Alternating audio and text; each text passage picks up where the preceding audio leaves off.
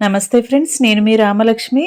Welcome to Ramalakshmi వంటిల్లు. చూస్తుంటేనే నోరూరేలా అప్పటికప్పుడు చేసుకొని తినాలి అనిపించేలా రుచికరమైన వంటలను చేసి చూపిస్తానండి. ఛానల్ని సబ్స్క్రైబ్ చేసుకుని పక్కనే ఉన్న గంట సింబల్ని టచ్ చేశారంటే నేను రెసిపీ పోస్ట్ చేసిన వెంటనే మీ ఫోన్కి నోటిఫికేషన్ వస్తుంది. ఓపెన్ చేసి చూసి మీరు కూడా కుక్ చేసి ఫ్యామిలీకి సర్వ్ చేసి వారందరూ అందించే పొగడ్తలకు పొంగిపోతారని ఆశిస్తూ ఈరోజు రెసిపీని హెల్దీగా చాలా టేస్టీగా చేసి చూపించబోతున్నానండి. ఛానల్ని సబ్స్క్రైబ్ చేసుకున్నప్పుడు మాత్రమే నేను పెట్టిన ప్రతి రెసిపీ మీ ఫోన్కి నోటిఫికేషన్ వస్తుంది. ఓపెన్ చేసి చూడండి, మీరు కూడా ట్రై చేయండి. హెల్దీగా టేస్టీగా చేసుకునే రెసిపీస్ అన్నీ కూడా పోస్ట్ చేస్తాను. మీ అందరికీ అవి నచ్చేలా ఉంటాయి. 1 కప్పు సగ్గుబియ్యంతో, 1 బొప్పాయికాయతో చాలా డిఫరెంట్ ప్రాసెస్తో నేను హెల్దీగా ఈ పాయసం అనేది చేసి చూపించబోతున్నానండి. ఇంకా రెసిపీలోకి వెళ్ళిపోదాం. ఇలా ఒక గిన్నెలో కొన్ని వాటర్ తీసుకుని 1 కప్పు సగ్గుబియ్యం వేసుకోండి. వీటిని శుభ్రంగా కడుక్కుని 1 గంట సేపు నానబెట్టుకోండి. ఇలా 2 సార్లు వాటర్తో కడుక్కున్న తర్వాత దాని నిండా వాటర్ పోసుకోండి. గింజలు ములిగే వరకు వాటర్ పోసుకుని కనీసం 1 అరగంట అయినా నానబెట్టుకుని పక్కన పెట్టుకోండి. ఇప్పుడు ఒక పప్పాయ తీసుకోండి. దానిపైన ఉన్న స్కిన్ అంతా తీసేసుకోండి. ఇది పచ్చిదండి, పచ్చి బొప్పాయికాయ, తయారైన కాయ కాదండి. తీగా ఉన్న కాయ కాకుండా కొంచెం దోరగా పలకమారిన కాయ అంటాం కదా, అలాంటి కాయ అండి ఇది.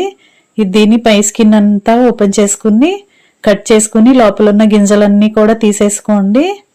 మీకు గింజలు చూస్తుంటేనే అర్థమవుతుంది కదండి, ఇది పచ్చి పప్పాయ. దీనితోనే మనం సగ్గుబియ్యం పాయసం అనేది చేయబోతున్నాం. ఇలా ముక్కలుగా కట్ చేసుకున్న తర్వాత లోపల ఉన్న గింజల పార్ట్ అంతా తీసేసి పక్కన పడేసుకోండి. ఇప్పుడు ఆ ముక్కల్ని తురుముకోండి. ఇలా కొంచెం పలుకులుగా తురుముకోండి. మరీ ముద్దలాగా కాకుండా ఇలా నేను చూపిస్తున్న విధంగా తురుముకుని పెట్టుకోండి. ఇలా మొత్తం కూడా తురుముకున్నాం కదా, అదంతా ఒక గిన్నెలోకి వేసుకోండి. ఇప్పుడు నానబెట్టి పక్కన పెట్టుకున్న సగ్గుబియ్యం కూడా తీసుకోండి.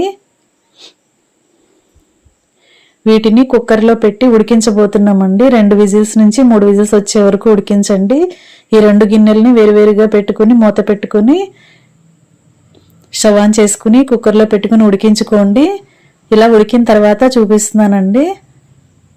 ఇలా పప్పాయలో వాటర్ అనేవి ఏమీ లేకుండా ఉడికించానండి. ఎందుకంటే అది వాటర్గానే ఉంటుంది కదా, మనం వాటర్ పోయకుండానే కరెక్ట్గా ఉడికిపోతుంది. అలాగే సగ్గుబియ్యంలో కొంచెం వాటర్ పోసుకోవాలి. అలా మెత్తగా కూడా ఉడికిపోయాయి. అవి కూడా చక్కగా రెడీ అయిపోయాయి. మనం కుక్కర్లో కాకుండా డైరెక్ట్గా పాత్రలో వేసుకునైనా ఉడికించుకోవచ్చండి. ఇలా 2 వేరువేరుగా ఉడికించుకున్న తర్వాత కళాయి తీసుకోండి. దానిలోకి ఉడికించి పెట్టుకున్న పప్పాయ తురుము, అలాగే ఉడికించి పెట్టుకున్న సగ్గుబియ్యం కూడా వేసేసుకోండి. వీటిని బాగా కలుపుకోండి. ఇప్పుడు చిక్కగా ఉన్న పాలను పోసుకోండి. పచ్చి పాలైనా పర్లేదు, కాచి చల్లార్చిన పాలైనా పర్లేదండి. నేను కాసిన పాలను పోసాను. పచ్చి పాలైతే కొంచెం ఎక్కువసేపుగా కాగించుకోండి. ఆల్రెడీ బొప్పాయ తురుముని అలాగే సగ్గుబియ్యంని ఉడికించాం కదా, ఎక్కువసేపు ఉడకాల్సిన పని లేదు. అందుకే ఇలా కాచి చల్లార్చిన పాలను పోసానండి. ఈ కళాయిని స్టవ్ మీద పెట్టుకుని పాలను కొంచెం వేడి చేసుకుందాం. ఇప్పుడు ఒక గిన్నెని తీసుకోండి.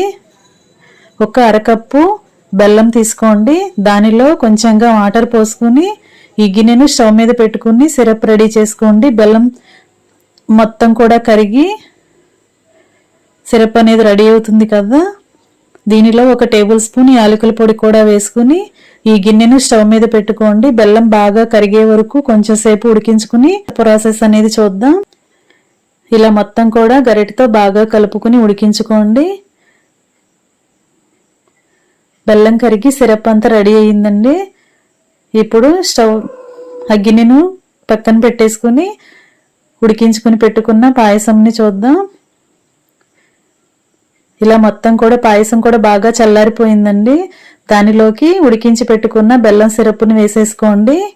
ఇంకా స్టవ్ ఆన్ చేయాల్సిన పని లేదండి. స్టవ్ ఆఫ్ చేసుకుని ఈ ప్రాసెస్ అంతా చేసుకుందాం.